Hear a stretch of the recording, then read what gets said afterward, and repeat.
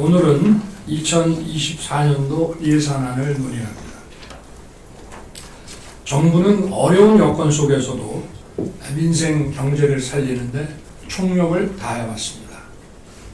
글로벌 복합 위기 속에서 물가와 민생 안전을 최우선으로 대응하고 미래 전략 기술의 육성과 성장 동력 확보에 주력해 왔습니다.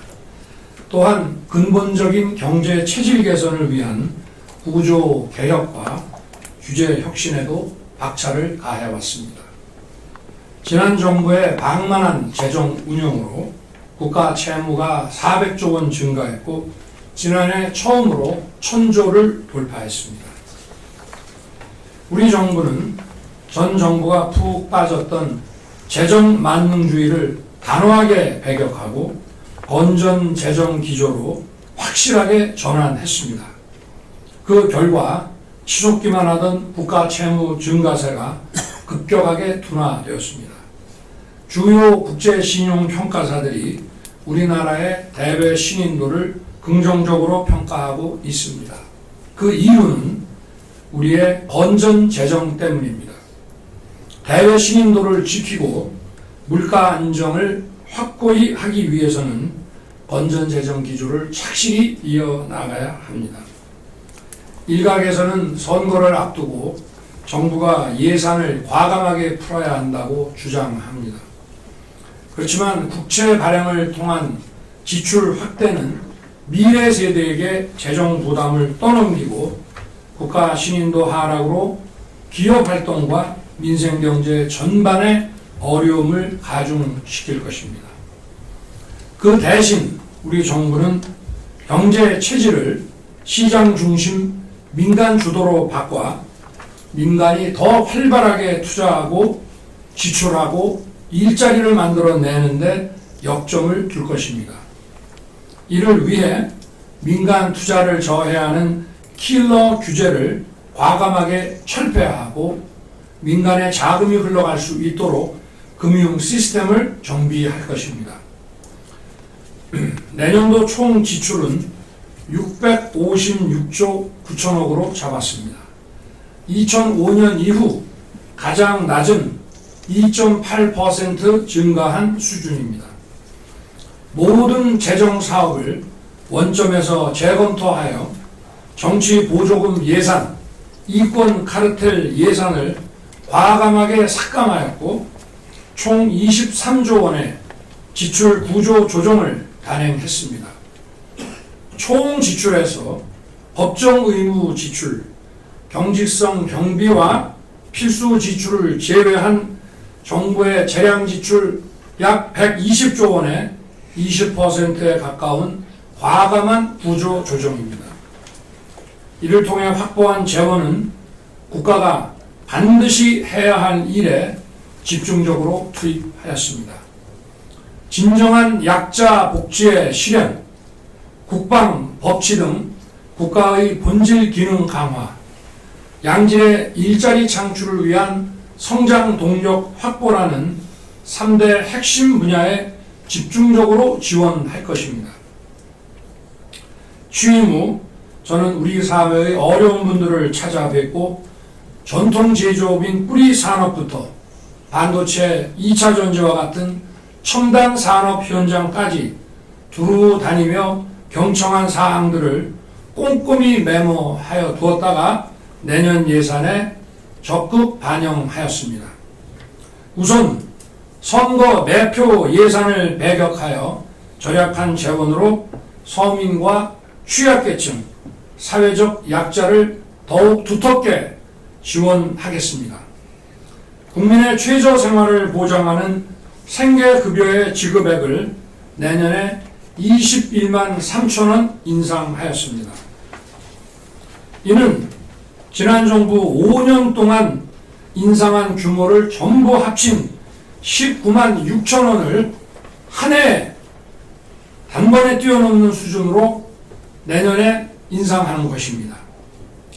2015년 이후 처음으로 생계급여 선정 기준을 기준 중위소득의 30%에서 32%로 완화하여 3만 9천 가구가 추가 혜택을 받게 됩니다. 지금 우리가 누리는 자유와 번영의 토대를 일군 어르신에 대한 존경과 예우도 충분히 이루어져야 합니다. 어르신 일자리를 기존 14만 7천 개 늘어난 103만 개로 역대 최고 수준으로 확대하고 6년 만에 수당도 7% 인상할 것입니다. 사회 서비스형 일자리에 참여하면서 기초연금을 받으시는 어르신은 월 96만 8천 원을 받게 되어 보다 안정적인 생활이 가능해질 것입니다. 장애 정도가 급심한 2,300여 명의 발달 장애인에게는 1:1 전담 돌봄 서비스를 제공하겠습니다. 특히 가족의 돌봄이 불가능한 경우에는 24시간 개별 돌봄을 전국으로 확대하여 가족의 어려움을 덜어드리겠습니다. 한부모 양육비 선전 기준 역시 완화하여 한부모 가족 3만 2천 명에게 양육비를 추가 지원할 것입니다. 다문화 가정에 대한 지원 방식을 초기 정착 뒷받침에서 교육, 취업 등 사회적 격차 완화로 크게 전환할 것입니다. 다문화 가정 자녀 6만 명에게 교육 활동비를 신규 지원하고 결혼 이민자를 위한 취업 지원 서비스를 신설하겠습니다. 자립준비 청년 수당을 40만 원에서 50만 원으로 인상하고 보호기간 종료 전후로 밀착 관리를 받는 자립준비 청년 2,750명을 지원할 것입니다.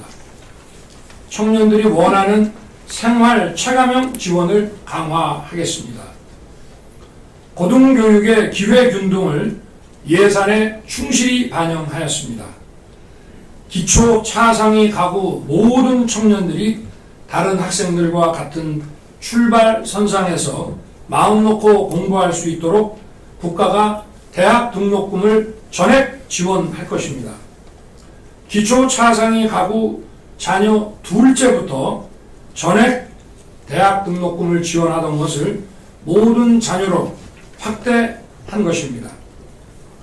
청년 우대 교통카드인 K패스를 도입하여 청년의 출퇴근 교통비 부담을 최대 50%까지 줄이겠습니다.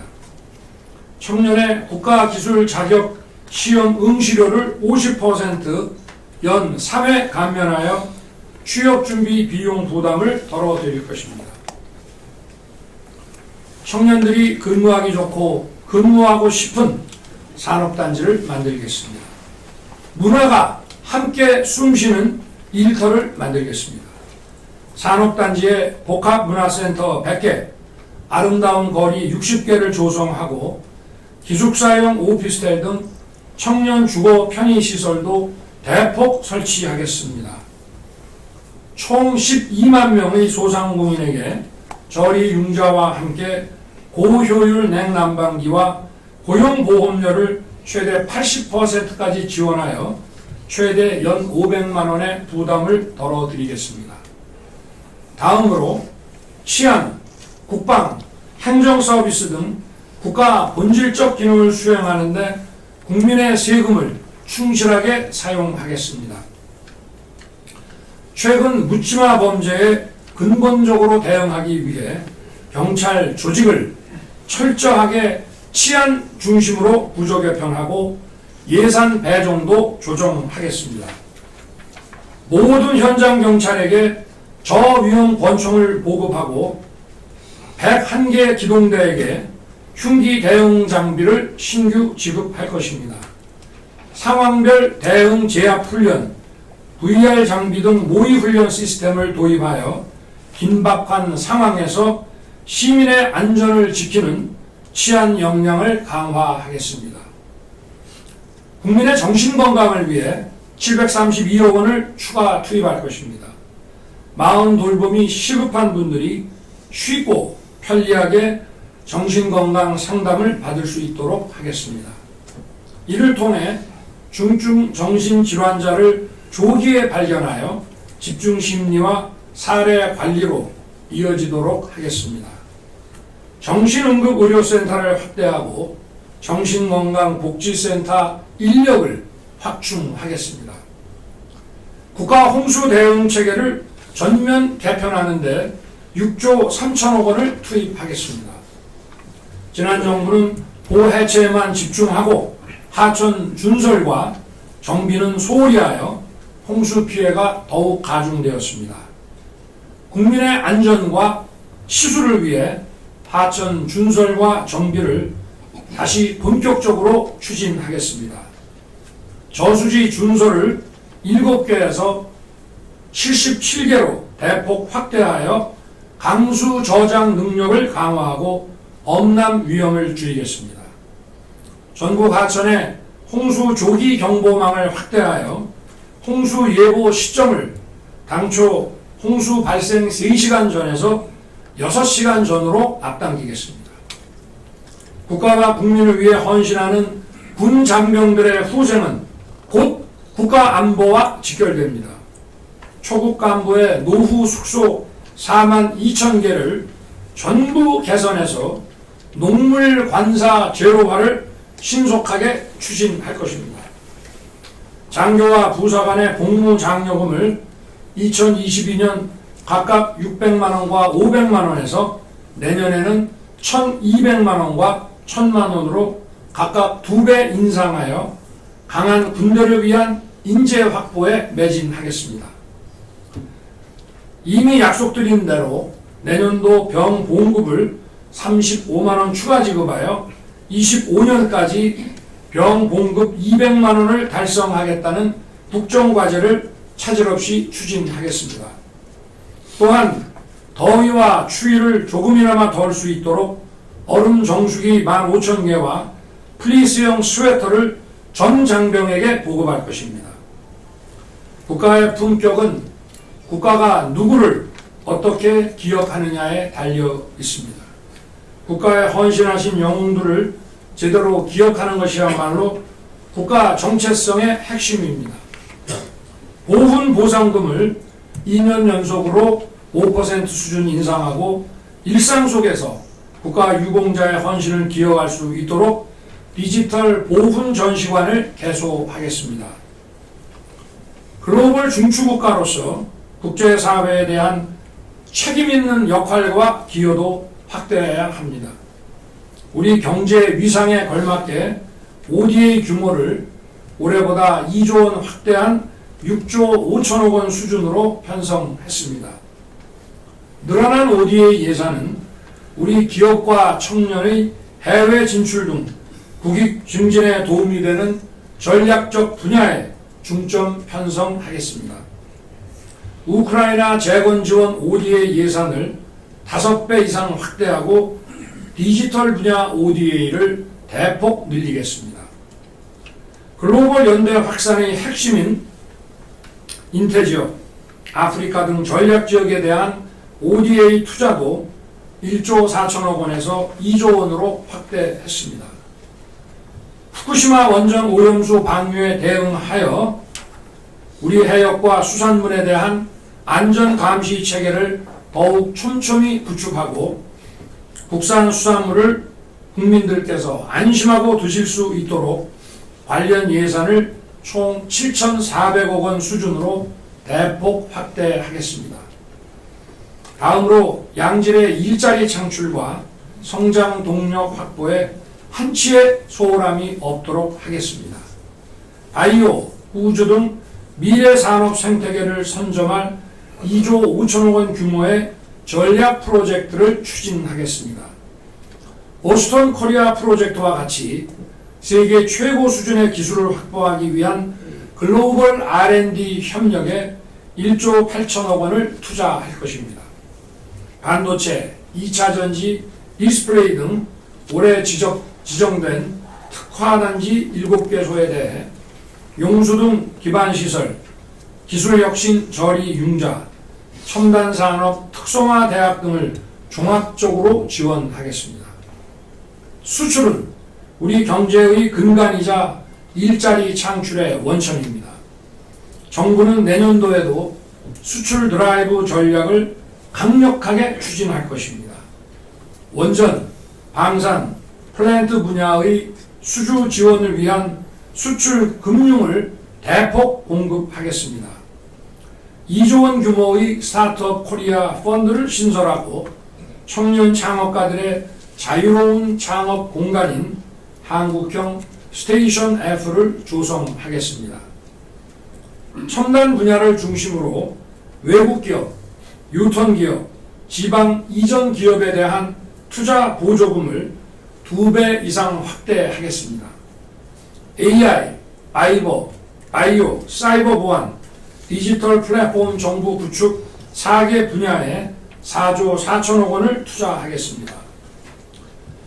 공급망 불안정에 대비하여 리튬, 히토류 등 핵심 광물의 공공 비축을 평균 60일분으로 40% 이상 늘리겠습니다. K 컨텐츠 수출 증진을 위한 정책 금융을 1조 8천억 원으로 2배 이상 확대하겠습니다. 외국인 숙련 인력 쿼터를 5,000명에서 3만 5천 명으로 확대하고 저숙련 외국 인력 4,000명에게 조기 직무 정착을 위한 집중 훈련을 실시하겠습니다. 출산, 양육에 대한 부담을 획기적으로 줄여 국가가 아이들을 책임지고 부모와 함께 키워나갈 것입니다. 내년부터 고위원 산모와 미숙아는 소득과 무관하게 의료비를 지원받게 됩니다. 아이를 원하는 부부 8만 2천 쌍에게도 임신 가능성을 검사하는 비용을 지원하겠습니다. 출산 가구에 공공분양, 임대주택을 6만 호 이상 우선 배정하겠습니다. 부모 급여를 만 0세 기준 70만 원에서 100만 원으로 확대하고 신생아 출산 시에 지급되는 바우처 규모를 둘째부터는 200만 원에서 300만 원으로 상향하겠습니다. 모든 기초생활 수급 가구 아동이 태어날 때부터 자립을 준비할 수 있도록 자산 형성 프로그램의 가입 연령을 기존 12세 이상에서 0세 이상으로 확대할 것입니다. 이로써 성인이 되면 받을 수 있는 자립준비금의 규모가 올해보다 3배 이상 확대될 것입니다. 경증부터 중증까지, 발생부터 치료까지 국가가 한 걸음 더 나아가 아픈 어린이를 보호하겠습니다.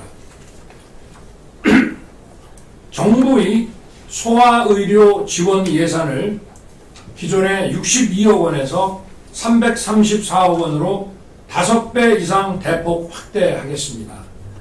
야간이나 휴일에 진료받을 수 있는 달빛 어린이병원 45개에 대해 최초로 1억 원씩 국비 지원을 하겠습니다. 밤에 갑자기 아픈 아이들이 24시간 의료 상담을 받을 수 있도록 소아 전문 상담 콜센터를 새로 설치하겠습니다. 일과 양육의 조화를 위해 육아휴직 급여 기간을 12개월에서 18개월로 연장하겠습니다. 육아휴직을 장려하는 차원에서 18개월 미만 영아에 대해 부부 모두 육아휴직을 사용하는 경우 육아휴직 급여를 최대 450만 원까지 인상하여 지급하겠습니다. 심혈을 기울여 편성한 내년도 예산안을 통해 재정을 알뜰히 지키고 민생을 살뜰히 챙기는 데 최선을 다하겠습니다. 다음 달 1일부터 정기국회가 시작됩니다. 민생과 경제를 챙기고 미래 먹거리를 준비하기 위해 제출된 200여 건의 법안이 국회 문턱을 넘지 못하고 있습니다. 건전 재정을 위한 재정 준칙을 도입하는 국가재정법, 채용 관련 불공정 행위를 방지하는 채용 절차법, 교권 회복과 공교육 정상화를 위한 교원 지휘법, 노조 회계의 투명성을 강화하는 노동조합법, 우주항공산업을 육성하기 위한 우주항공청법 등 입법을 시작으로 개혁에 속도를 내야 하는 국정과제들이 산적해 있습니다. 주요 국정과제 법안의 처리가 지연된다면 21대 국회 임기 만료에 따라 법안이 자동 폐기됩니다. 재입법에 많은 시간이 소요되면 그 피해는 결국 국민께 고스란히 돌아가게 될 것입니다. 국무위원들께서는 이번 정기 국회에서 우리 민생과 미래 먹거리를 다루는 주요 법안들이 중점적으로 논의될 수 있도록 비상한 각오로 총력을 기울여 주시기를 당부합니다. 감사합니다.